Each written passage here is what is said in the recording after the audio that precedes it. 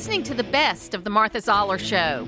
To hear the full show each day, tune in to AM 550 and FM 102.9 WDUN or log in to accesswdun.com and click the Listen Live button from 9 to 11, Monday through Friday.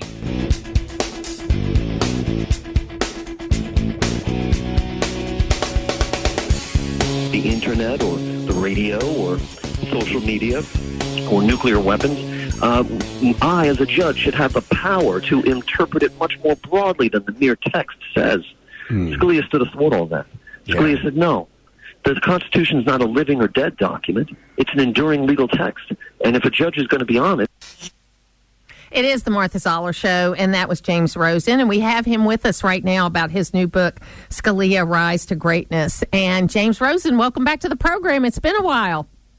It has indeed, Martha. You know, there's a lyric by Paul McCartney from 1997 where he's saying, I go back so far, I'm in front of me. And I was thinking about you and how long we've known each other, and we go back so far, I don't even know how we got to know each other anymore. So I knew you a little bit before the 2004 election, but I think it was like they just pitched you for radio interviews through Fox. But I met you at a bar. And if you remember during that 2004 convention, there were all these protests in the street, and sometimes you just had to like go into wherever you could go in and wait for them to go past. Mm-hmm. So you were there with, I think, your now wife, then girlfriend, in 2004, and Greg Gutfeld was there too. So it was crazy. What State of the Union are we talking about? I'm sorry, not State of the Union. The convention. What state? Where were we? Oh, New York, New York City. New York for 04. Okay. Yeah. Because the 04 convention was in New York City for George Bush. That's right. Yep. And that's the only time I ever met Don King, by the way, the boxing promoter with the electrified hair. Well, I remember I had this this guy came in, of course, a Columbia University professor. This was at a different place where I was staying. And he had this sign that had like a book on it. You know what I mean? It was written a book. I sat down and struck up a conversation with him, and I said, you know, why didn't you just put I hate Bush on this sign? It would be a lot easier. But he wrote a book. Yeah, because he was off his chest. That's right. Look, I love the book Scalia, Rise to Greatness. I love Antonin Scalia. He is one of the greatest justices, I think, that ever served on the Supreme Court. I was such a geek. I was at a restaurant in D.C., and I've forgotten the name of the restaurant, but the word got around that he was there. I was having dinner with Rich Minitor, and we sent a note over and got to go over and say hello. And I barely even remember what I said because I was like a fangirl meeting Justice Scalia. These are common stories to hear in Washington of people who had a brush with greatness. So you're so kind to bring me back on the program, Martha, and it's great to be back with you, and I'm grateful to hear that you're doing so well. The project is a 3-volume biography of Antonin Scalia, which I'm managing kind of as a second job to my main job, which is chief Washington correspondent for Newsmax. And the first book was called Scalia, Rise to Greatness, 1936 to 1986. And it covered the first 50 years of Scalia's life, better than any previous biography. The 2 previous biographies were openly hostile to him, even though he cooperated with one of them. And the first volume, Rise to Greatness, ended with Scalia sitting down in his chair on the Supreme Court. Now we come to 2026, and I have Volume 2 out. And this is called Scalia, Supreme Court Years, 1986 to 2001. And it covers the first half of Justice Scalia's momentous tenure on the Supreme Court. It ends with the national trauma of Bush v. Gore, which is right in the middle of his nearly 30 terms on the court. And it starts with his first day on the job. And I want to emphasize to all of our listeners, Martha, these books are not written for lawyers. I'm not a lawyer, and I wrote the thing. And honestly, just preparing it for hardcovers and rereading it for the first time and going through the editing process, I was cracking up every 10 minutes because Scalia was such a funny and witty man. But this is a book about someone who reached the pinnacle of his profession, was the embodiment of the American dream, the son of a Sicilian immigrant, and whose impact on everyone in America today remains very strong and really essential for us all to understand. If you want to understand modern America and how we got here and the laws of this country and the traditions of this country, you can do no better than reading these books. And the new one's called Scalia, Supreme Court Years, 1986 to 2001. And the first chapter takes you on the first day on the job. What's it like to walk into the Supreme Court for your first day on the job? What does the place look like? What are all the different rooms like? And I got access to Scalia's private correspondence that had never been published before, and he said that at the first conference, where all 9 justices got gathered in this sort of conference room that looks like a law library, and it's just the 9 of them. And the Chief Justice, William Rehnquist, his first day on the job as the Chief Justice, he'd been elevated from the Associate Justice position, goes around the room by order of seniority, making each justice say, well, how are you going to vote on this case? Give us 2 or 3 lines, very brisk. Scalia wrote to his friend that when it came his time to speak for that first conference, he said he felt, quote, like a character in a Woody Allen movie. But you really get the human man. It's not just about, and I hope we have a moment to talk about his judicial philosophy, and that's what makes Scalia one of the most important Americans of the last 100 years, is because he changed how the law is crafted, how it's debated, and how it's decided in all the courts in this law, and that touches every one of us Americans. You'll get all of that, and you'll understand it. But you'll also get the man, the devout Catholic. The first book traced the formation of Scalia's faith. This book it takes you inside his inner struggle to make sure he wasn't grafting the tenets of his Catholic faith onto his jurisprudence. And, of course, you'll get the relationships with the other justices, his deep, deep bond, brothers for life with Clarence Thomas, his antagonism with Sandra Day O'Connor. I'll close simply by saying there's a previously unpublished photograph in this book, which I got from the Scalia family, from Halloween 1986, taken at the Supreme Court in one of those dark oak-paneled rooms. So Scalia's really only been on the court for about 3 weeks at this point. And the photograph shows him next to Sandra Day O'Connor, who was the justice who had just preceded him to the court. And they're both in professional attire. He's wearing a suit and tie, and she's wearing like a jacket and blouse and skirt. But he has a red bulbous nose on his face, and Justice O'Connor is wearing one of those giant Groucho nose and glasses. And they're having a great time, it seems. And as I say in the caption, it all went downhill from there, because Scalia did not have respect for Justice O'Connor's analytical prowess and let her know it from time to time in the opinions, including one famous opinion in which he said that her writings, quote, cannot be taken seriously. And this caused a rupture between them that played out in different venues, from tennis courts to TV stages, and a lot of previously unpublished anecdotes about all of Scalia's relationships, including that with Maureen Scalia, his children. It's the man in full. It's not just the law. Yeah, he had a traditional Catholic family, didn't he, where his oldest son ended up being a priest? And his oldest son wound up being the Secretary of Labor, Eugene that's right. Scalia.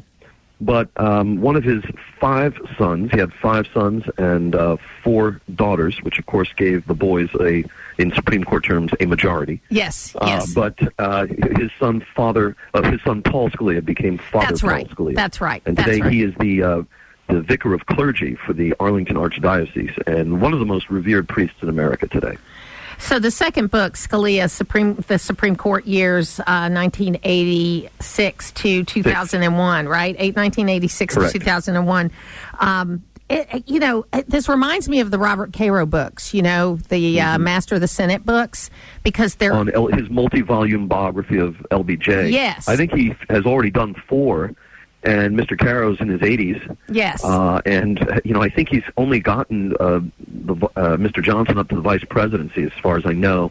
And I also happen to know about Bob Caro, who I've met, that he only works on a typewriter. And, in fact, he has 26 or so of the typewriters, only one of which is working at any given time, and the rest are cannibalized for spare parts. So he'd better hurry is what I'm saying. I know. I love that. And, I got into those books because I needed some good information on Richard Russell, Senator Richard Russell.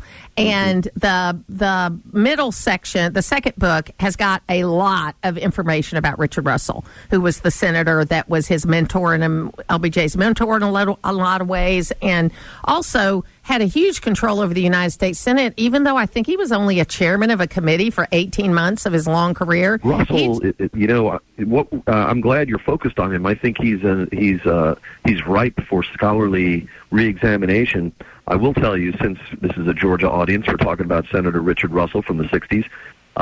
There is a tape recording from Lyndon Johnson's White House that was, I believe, recorded in 1966 of a conversation between President Johnson and Senator Russell, where the president was saying about the Warren Commission finding that they assert that Lee Harvey Oswald committed the assassination by himself, and Russell says, "I don't believe it," and Johnson replies, "I don't believe it either." and it's a very important recording. It is a very important recording, and it's interesting to go back and look at these folks at different times because, yes, we could go into a whole different path because Richard Russell was a segregationist. I mean, there's no doubt about that, but he died in 1971, and you don't know. I mean, heck, Jimmy Carter was a segregationist in 1971, okay? So, and he changed a lot in the course of his life, and I would not be surprised to see somebody like Richard Russell change also. Mm-hmm. As the Times did, for sure. What was if I can turn the tables and ask you a question, Martha, what was the occasion for your study, your research into Senator Russell? So I went back to school I graduated from the University of Georgia in 1979, and then in 2016, I went back to school to get my master's degree in American politics. And so I did class. I did the whole thing. It took me 5 years to do a 2-year degree because I was working full-time for Senator Perdue at the time. And then I worked for Governor Kemp. And so I was doing it part-time, but I wanted to go to class. And it was so cool because I was like older than the professors. I was older than the students. And most of the students were liberal. And it was great because at the beginning, they didn't know what to think about me. But by the end, they were like realizing I was someone who could help them get a job. And so they learned to like me. And I think the best moment of the whole time was I was taking a class called American Presidents in January of 2017. And, of course, everybody was cranky because they wanted Hillary Clinton to win. And I'm thinking, how am I going to introduce myself? Because you got to go around. They already didn't like Senator Perdue. And at that time, I was working for him. And I said, I'm Martha Zoller. I work for Senator Perdue. And I'm really glad that Hillary Clinton lost because my father told me I would be the first woman president and there's still hope.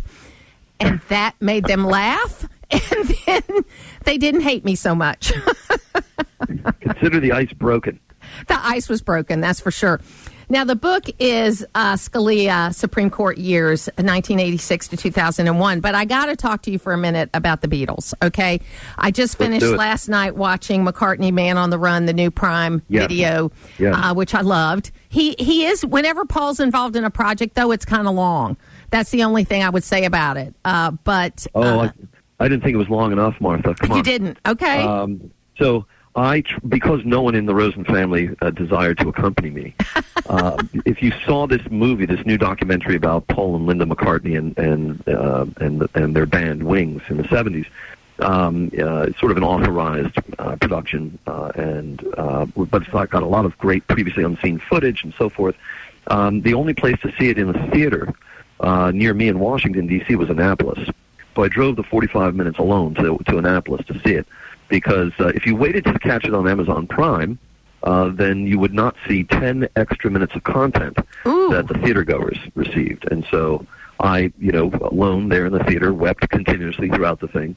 I would say that if you followed Paul McCartney and Wings at all, there weren't too many sort of revelations, but there was a lot of previously unseen footage, and the whole movie begins with the demo, the audio of the demo of Paul on piano by himself, banging out a very early, the earliest version of Silly Love Songs. Oh, yeah. Which was very cool. I loved that part of it. And my sister Linda went to the concert in Atlanta. My two older sisters and my dad and her cousin went. I was considered to be too young. I was about 6 at the time. So they went to the Beatles concert in Atlanta, and which opened the Atlanta Fulton County Stadium. And then do they have their stubs? Do they have anything? They do. They have all that stuff. My sister Linda has passed away, though, so her daughters have all that stuff. And then I've seen Paul McCartney 6 times since then. And the last time was in 2019. I saw him at Rupp Arena at the University of Kentucky. But my great Paul McCartney story is that when my sister Linda was diagnosed with cancer in 2008, my brother, who thinks I can do anything, said, I bet you could get in touch with Paul McCartney and he'll do something for Linda. And I said, okay, well, that's a tall order, but I'll try. So I had a friend named Patty Dahlstrom, who was a songwriter in the 70s, who happened to be living in London at the time and who did have some connection with Paul. So she was able to get me the contact for Stuart Bell, was his longtime PR guy. And I sent him an email on a Saturday. I was at CPAC. And by Tuesday, I got a call from a woman named Hannah Lee that said she was Paul McCartney's assistant and that he wanted to do something for my sister. And so by Friday, I had a letter in hand written by Paul McCartney to Linda and a signed CD of Now, which was the newest CD at the time. And I just, he's just as nice as you think he is. He didn't have to do it, but I thought because her name was Linda, if I could get it in front of him, he would do something. And he did. I thought the same thing. And, yes.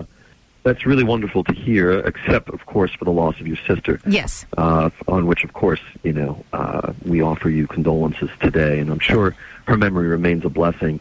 But my great McCartney story is that he plucked me and two other strangers out of the audience at a studio taping in 2005. Oh my gosh! At Sirius XM headquarters in Washington.